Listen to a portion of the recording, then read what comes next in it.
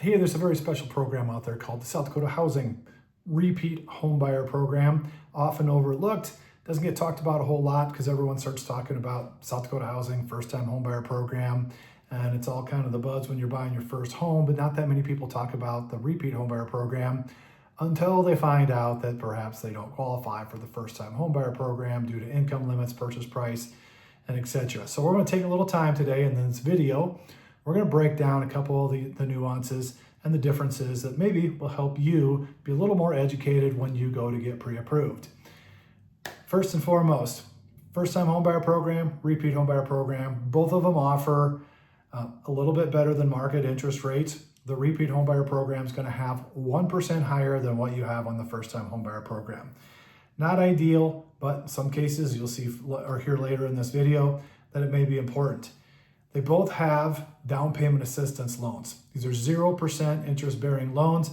They do have to be paid back whenever you refi or sell the home, but it's a great way to come up with some additional cash in case you need it for down payment or closing costs.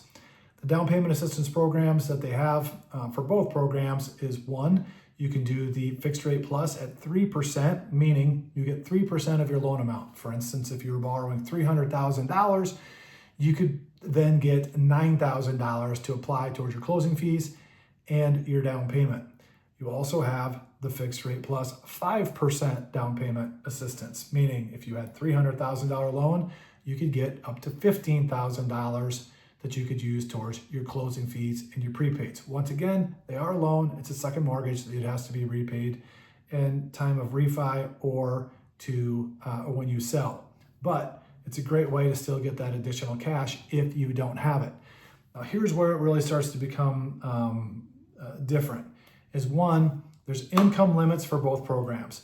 The income limits for First-Time Homebuyer Program, let's talk about this one first. It's household income. So if you have one or two people in the home, let's just say for instance, you have two. Let's just say there's a husband and wife that live in the home and they both earn, let's just say $120,000 between the two of them. They would not qualify in most counties in the state of South Dakota for the First-Time Homebuyer Program. However, the income limits in the Repeat Homebuyer Program are slightly higher, which would allow them then to qualify for the First-Time or Repeat Homebuyer Program. Now you're like, well, what does it matter? The interest rate's higher. If you need down payment assistance, this program all of a sudden becomes really important. Now, if we move over to 3 people or more in the household, similar situation, income limits move up for the First-Time Homebuyer Program, but they also do for the Repeat Homebuyer Program. Now, this is where it gets interesting. As I mentioned before, you have to calculate household income. So let's just say if you had husband, wife, kids, what if you even have an elderly parent that's earning some pension income, some Social Security? All of a sudden, that 3-person income level can start to get pretty high. Well, here's where things can get a little different with the Repeat Homebuyer Program.